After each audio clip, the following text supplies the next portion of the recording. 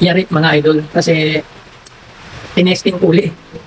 Kagaya nga ng sabi ko doon sa pangalawa kong video, yung part 2 ng aking video sa pagtitest ng dito sa ohms.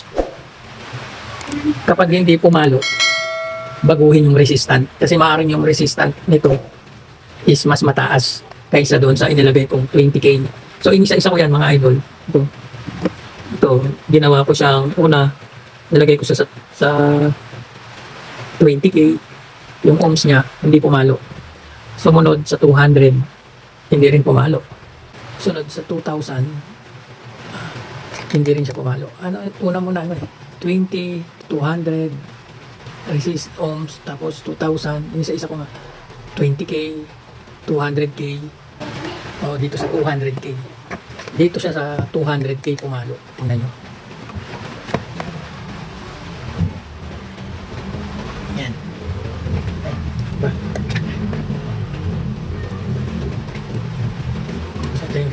Ito yung yung capacitor. Ay. Bye.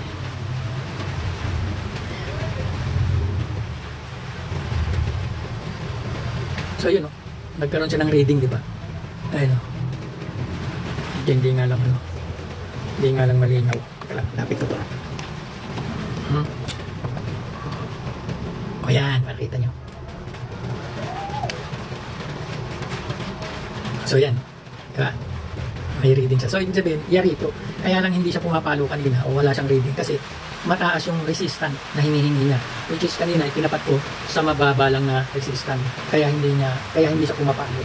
Okay? So hahanapin pa natin ulit kasi yari naman pala to. Yung motor, yari, baka sa thermal fuse na. Pag sa thermal fuse naman, ang technique para hindi ka na magbukas nito, kakabitan na lang natin ang wire. So ito mga idol, since na buo yung motor, buo din yung capacitor, okay? Ang suspecha ko dito is yung thermal fuse nya. So dito sa thermal fuse, ang technique natin na gagawin dito para hindi na tayo magbukas ng motor kasi pag nagbukas tayo ng motor, may posibilidad na mapatid natin yung wiring doon. Hassle. Okay? Lalagyan na lang natin ng wire. So ito binubuksan ko dito yung ibaba dito sa may switch. Hahanapin natin dito yung common wire. Doon tayo magtatap. Okay? Isa sa common wire at isa doon sa capacitor. Ang tawag doon mga idol is iba-bypass na natin. Okay? Hindi na tayo magkakabit ng thermal fuse. So ayan, nabuksan ko na. Hahanapin natin dito yung common wire. Sa common wire mga idol, yun yung madali lang hanapin. Yun yung hindi nakakabit sa switch. Yun yung wire na yun, isang wire na nanggaling sa saksakan na isasaksak sa outlet. Yung ipa-plug sa outlet. So dalawa lang yan negative positive. Either na yung positive nakakabit doon sa switch niya, tapos yung negative diretso na ngayon sa electric pan. So yun ang pinaka-common niya. So hahanapin na lang nyo dyan kung alin yung hindi nakakabit sa switch. Kagaya niya nakita ko na dito na ito yung common at ito yung hindi nakakabit sa switch. Dito tayo magbabaklas. Aalisin na natin yan. Hindi na natin kailangan yan. Tapos yung galing sa saksakan, yun ang kakabitan natin ng wire. So ito, ayan. Kakabit natin yan mga idol dyan. So ayan. Ito yung ikakabit natin sa common. Yung saksakan, yung wire na pagkakabitan natin ito mga idol, yung dulo ng saksakan na isasaksak natin sa plug na hindi nakakabit. Dalawa lang naman yun Yung isa nakakabit sa mga switch selector nga ng electric pan, yung isa naman hindi nakakabit. Kumbaga, galing siya sa saksakan, diretso sa loob ng electric pan. So yun ang puputulin natin. Okay, doon tayo magtatap. Ayan, tinatap ko na dyan sa loob. So dyan na tayo magkakat para hindi na natin buksan pa yung motor at hanapin yung thermal fuse nga. Lagyan natin ng tape para sigurado na hindi siya sumayad sa yung ground ba. Sumayad man siya, at least may tape. Hindi delikado, hindi tayo makukuryente, hindi magka-ground, hindi magkakaroon ng ground yung ating electric pan.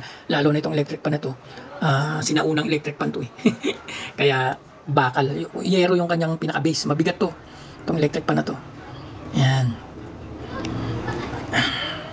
balutan lang para siguradong hindi tayo mag-ground. Lalo na kapag matagalang gamit, yung bang walang patayan, hindi siya karaka-raka mag-iinit. Kasi nga mayroong nakabalot na electrical tape. So yan, yung dulo naman ito ng fuse na yan, ayan, wala na to. Yan yung pero balutan din natin para for safety lang, safety purposes. Ayan, yung binabalutan ko na dyan, yan yung pinagputulan yung kabila. Wala na yan, yan yung dulo yan yung pinagkakabitan ng thermal fuse. Yan. Tapos ilulusot na natin yan sa may body para neat yung trabaho natin. Hindi nakakalat yung wire. Lusot lang natin dyan, maluwag naman.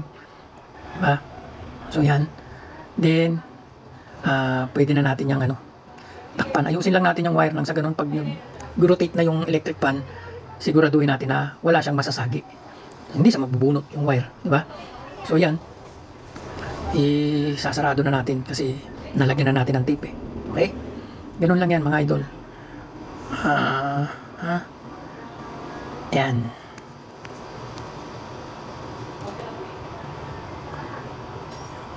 Balik natin sa dati.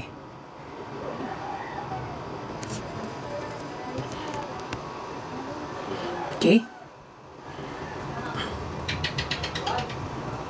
5 yung kasi pinaka na niya yan, yung base tutukod dyan sa simento, kaya may itim kayong nakikita. Rubber po yan na bilog sa gitna, may tornilyo.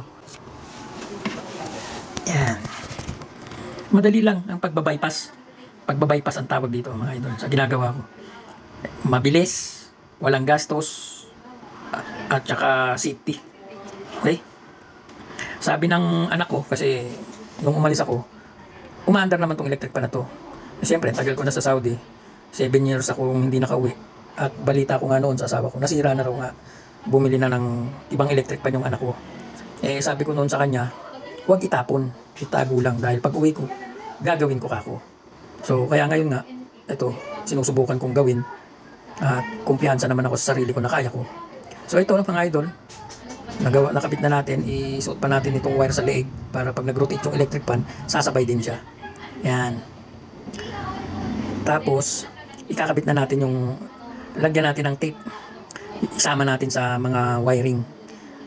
Okay, wala akong yung cable tie, so electrical tape na lang ang gagamitin ko, at yan naman makapit din. Cable tie sana, wala na, maliit, kaya lang wala akong dala.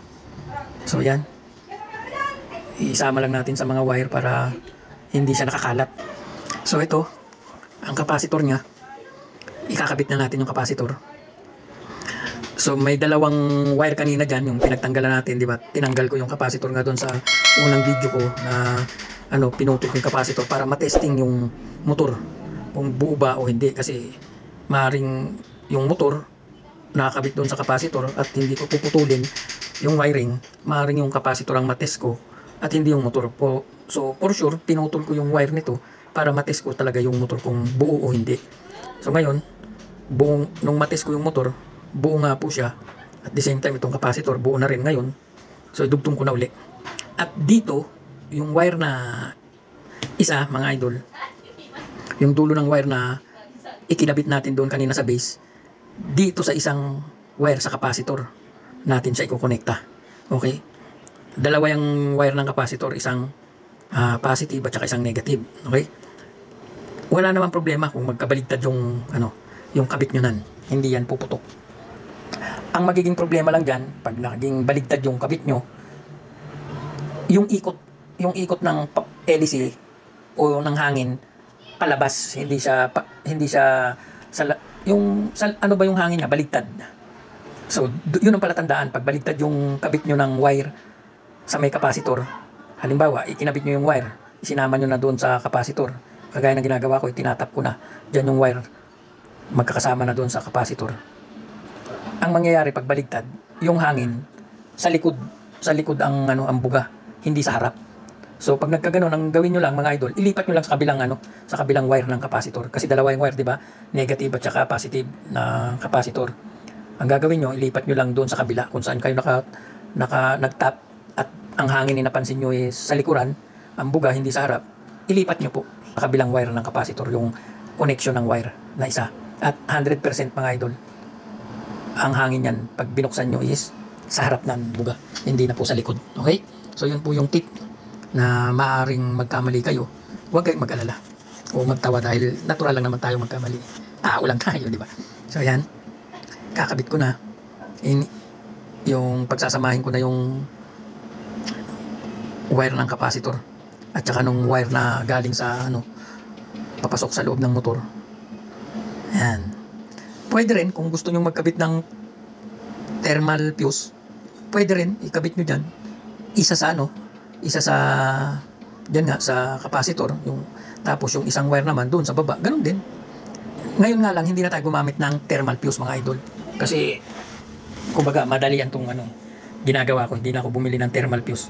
Sabi ko sa inyo, bibili ko ng capacitor, diba, nung sa una kong video. Since na-detect ko nga na yari naman yung capacitor, tinamad na ako magpunta ng bayan at tawag dito, ginawa ko na lang ng paraan. So ayan, naikabit ko na. At testingin natin mga idol kung okay ba. Okay? Kung gagana na siya. So tara, testing natin mga idol. Hahanap tayo ng mapagsasaksakan.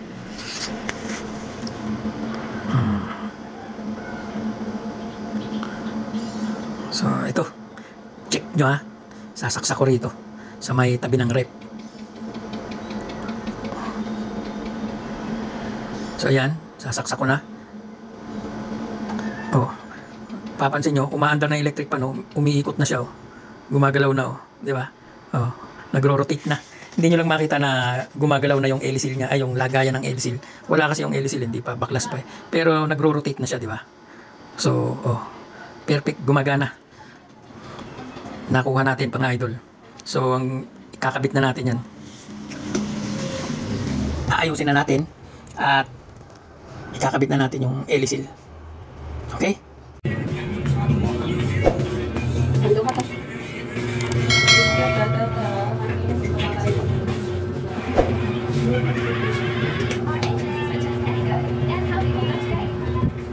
Kamiya!